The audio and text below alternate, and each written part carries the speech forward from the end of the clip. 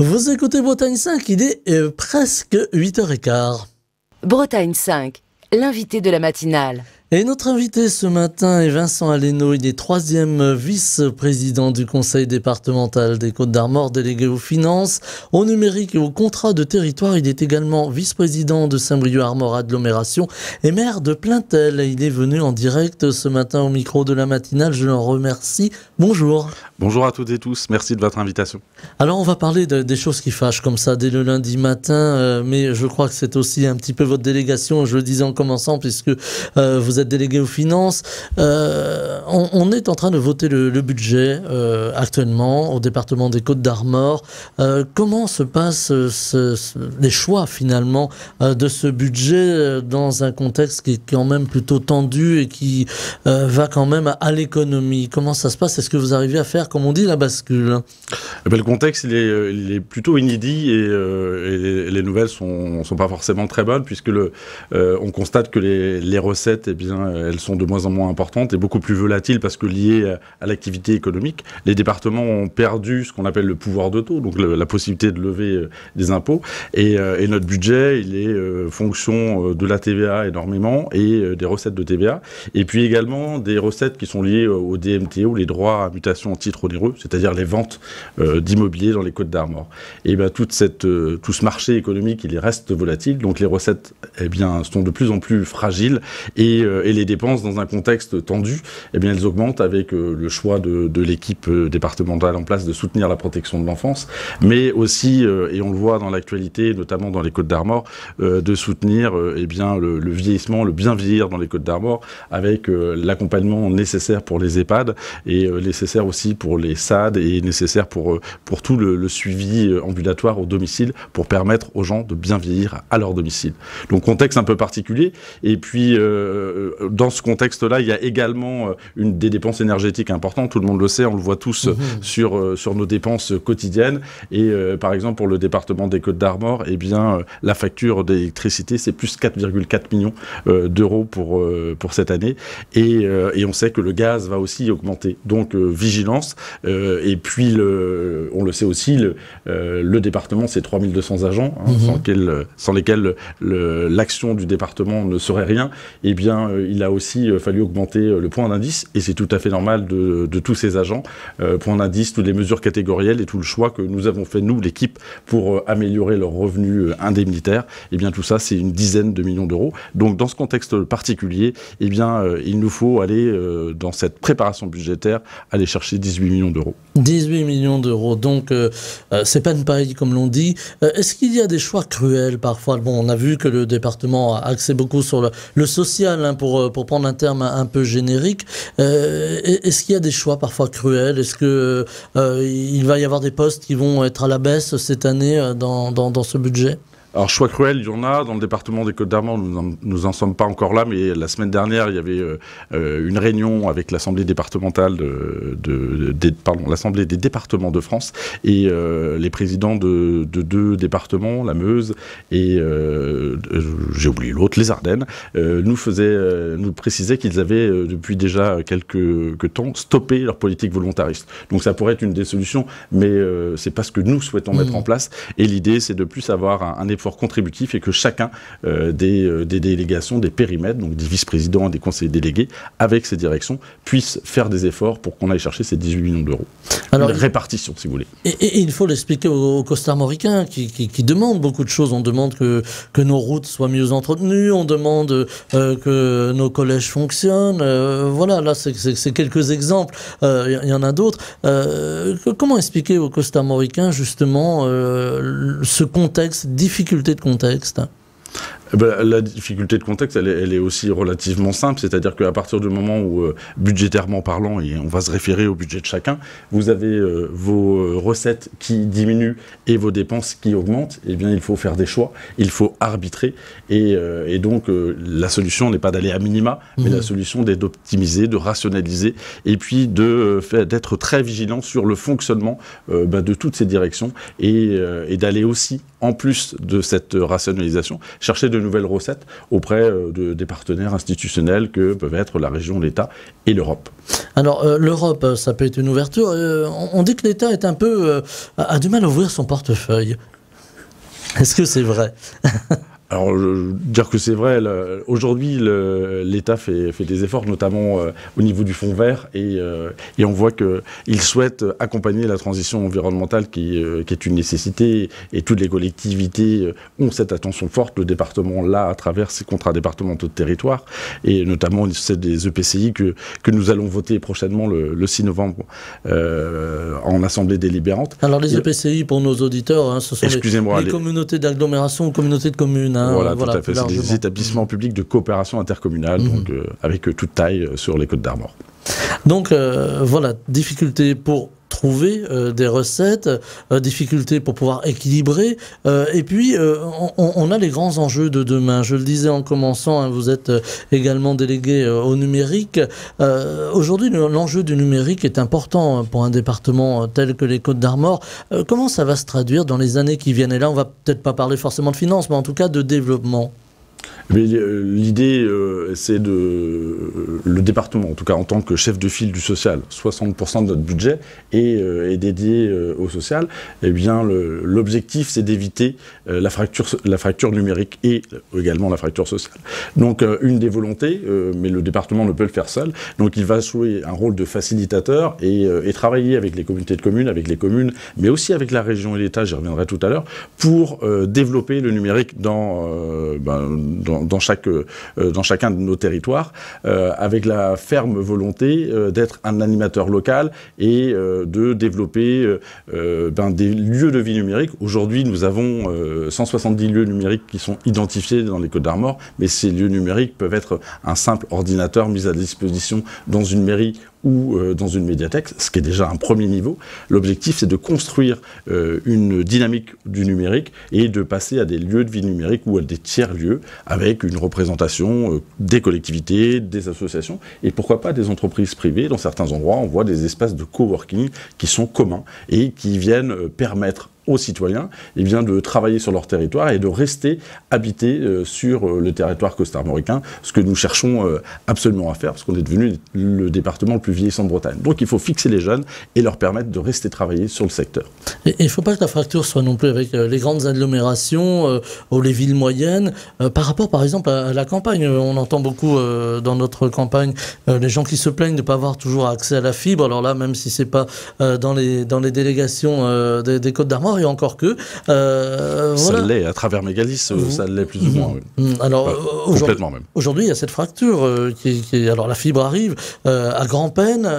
Est-ce que là, le département peut jouer le rôle de facilitateur, allez, je vais dire peut-être avoir un côté un peu plus coercitif en disant, voilà, il faut la fibre absolument pour les gens qui sont en campagne et qui ont plus de mal peut-être que ceux qui sont en agglomération, auprès des agglomérations? Alors, le déploiement de la fibre effectivement, il a mal commencé puisqu'il s'est fait en 3 phases. On va faire très vite, mais la première phase, le choix de Mégalis, qui est le syndicat mixte, qui est porté par la région Bretagne, les 4 départements bretons et les 60 collectivités ou communautés de communes bretonnes, et a été de déployer en se disant on va faire appel aux entreprises locales sur cette première phase. Et puis il a manqué de coordination sur cette première phase, des fortunes diverses avec des entreprises qui peuvent déployer facilement, d'autres qui ferment, d'autres qui ont qui ont pu connaître des difficultés économiques. Donc le choix a été fait sur la 2e et 3e phase d'avoir un seul opérateur qui coordonne toutes ces actions et qui a fait appel à de petites entreprises locales.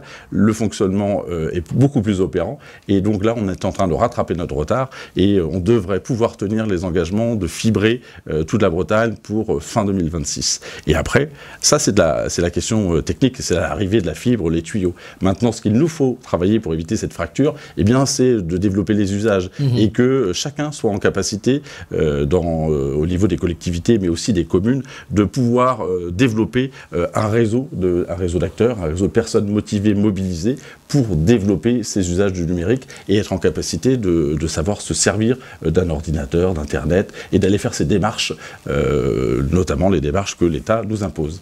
Alors avec aussi, au titre de l'utilisation, des demandes qui n'a pas entendu souvent dans son entourage, les gens dire ben oui voilà moi je dois envoyer un papier au conseil départemental, je suis obligé de l'envoyer par la poste, en recommandé parfois lorsqu'il s'agit d'un papier important. Est-ce que là aussi on peut simplifier, on peut arriver à un écosystème numérique qui permettrait de faire des démarches directement en ligne? Est-ce que ça fait partie du futur par exemple pour le conseil départemental? Alors c'est ce qui se fait déjà, mais en fait le fonctionnement n'est peut-être pas opérant. Et aujourd'hui, on se rend compte qu'il y a plusieurs services de cette nature qui existent. Vous pouvez saisir des opérations en ligne avec l'État, avec la région, avec le département, voire avec votre collectivité, votre communauté de communes.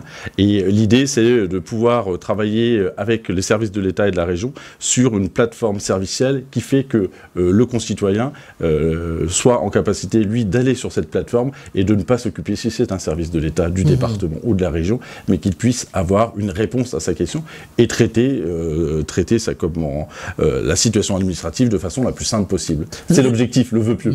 Voilà, une forme de plateforme universelle c'est finalement ça. Pour les démarches. On va parler aussi de l'actualité du moment parce qu'elle a forcément une répercussion sur nos vies à tous, sur un département tel que les Côtes-d'Armor. On voit aujourd'hui des guerres, hélas, un petit peu partout dans le monde. On a la guerre en Ukraine qui est toujours là, on en parle un petit peu moins.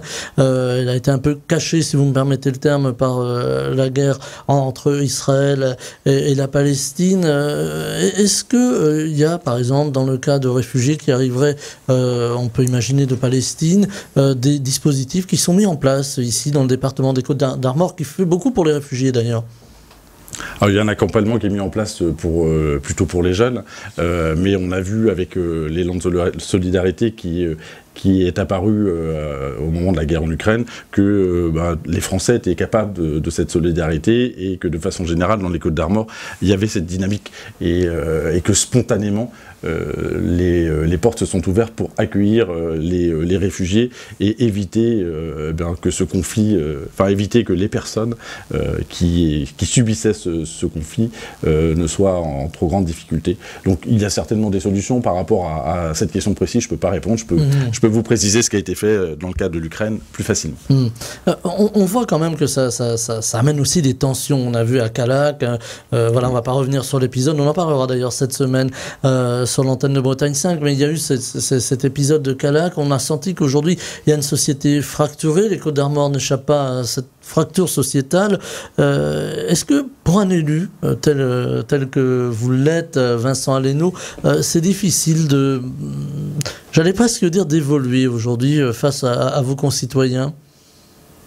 Eh bien, c'est vrai que vous avez raison, on voit des actions, des incivilités croissantes et enfin plusieurs élus qui souffrent des relations avec la population. Vous avez évoqué Callac, situation tendue pour l'accueil de migrants, mais d'autres situations que j'ai en tête à Plougrescan où pour une histoire de pôle médical, la population se divise et les câbles de frein de la voiture du maire ont été sectionnés.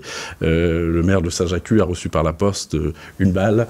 Donc bref, une situation qui est quand même préoccupante, mais qui ne m'empêche pas de garder ma motivation et de continuer à travailler avec les conseillers municipaux de ma commune et tous les acteurs, les maires et les élus du territoire, parce qu'on a une réponse à apporter à la population. Et cette situation actuelle, elle est tendue, mais on va vers de jours meilleurs, je l'espère.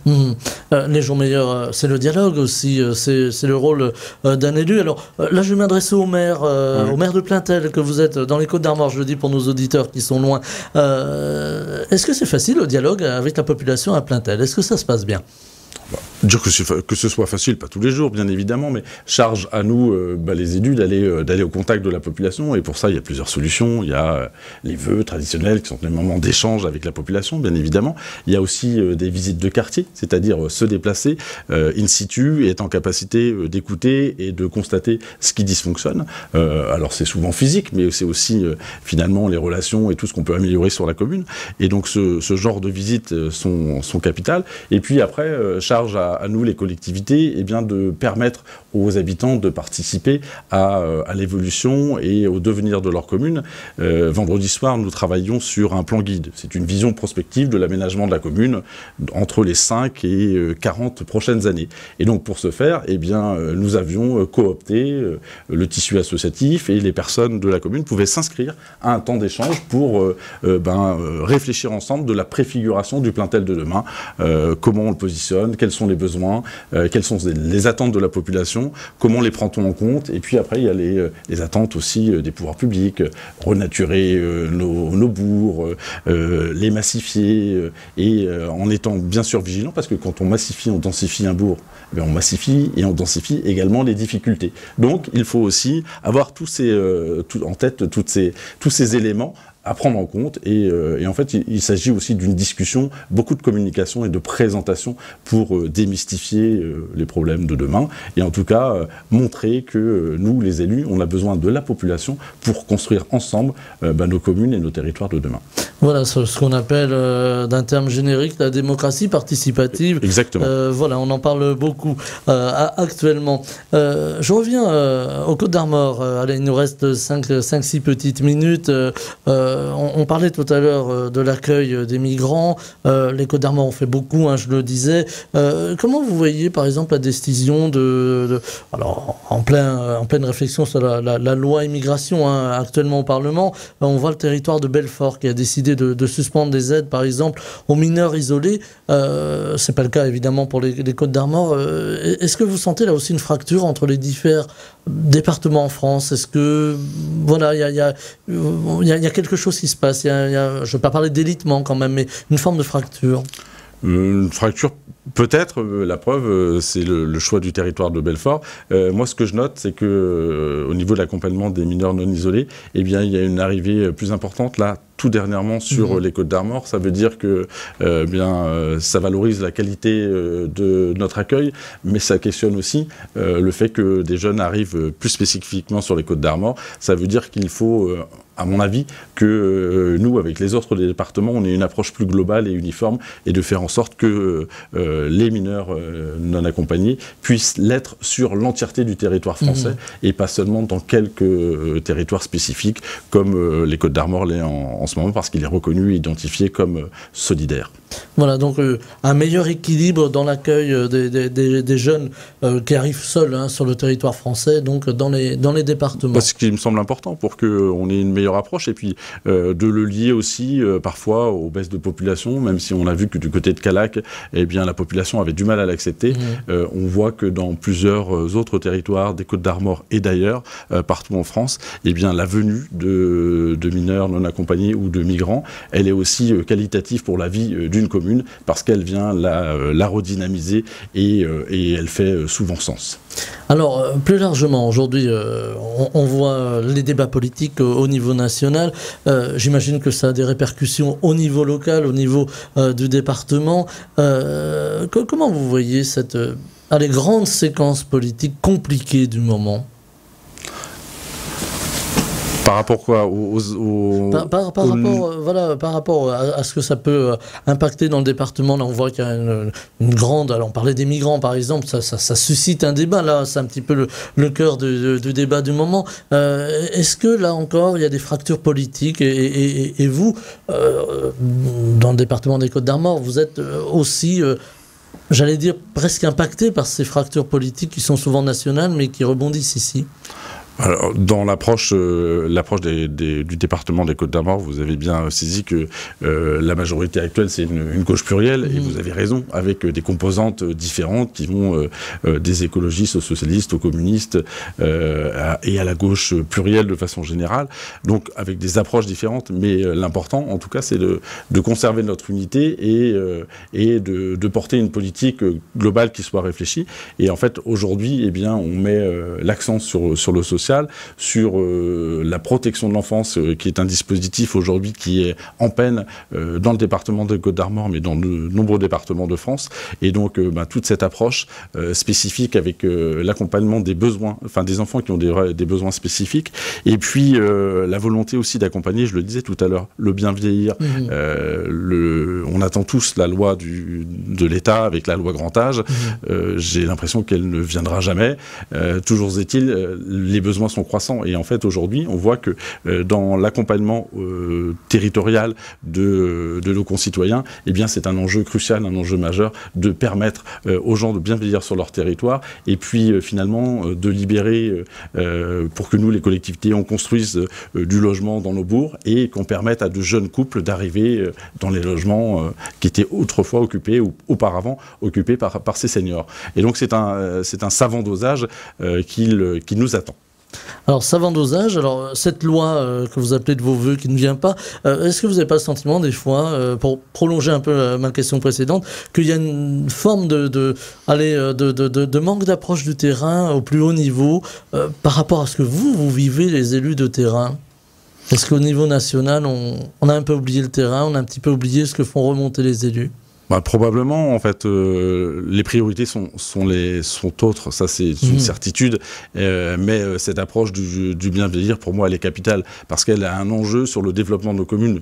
J'ai essayé d'en faire très rapidement la démonstration, mais on libère des espaces fonciers, on refait venir des jeunes dans nos campagnes, on évite la désertification, ça permet aussi de redynamiser les commerces, de redynamiser le cœur de bourg, donc c'est capital. Et cette loi à grand âge, elle est attendue, oui, par nous, les élus de terrain, pour qu'on ait une réponse et une possibilité d'accompagner. Aujourd'hui, vous voyez, plein de maires des Côtes-d'Armor, puisque le collectif est parti de là, font part de leurs difficultés dans la gestion des EHPAD publics, parce qu'ils n'arrivent tout simplement pas à payer les factures d'électricité. Et ça, c'est fort dommageable. Alors, comment accompagner au niveau soins, au niveau animation des seniors dans ce genre de conditions? C'est compliqué. Alors, il y a aussi un grand enjeu, c'est la culture. Alors, c'est peut-être pas votre spécialité au département, mais aujourd'hui, la culture permet à tout un chacun de pouvoir dialoguer, de pouvoir comprendre, de pouvoir se comprendre parfois, de ne pas avoir peur de l'autre aussi, on pourrait le rajouter en prolongement.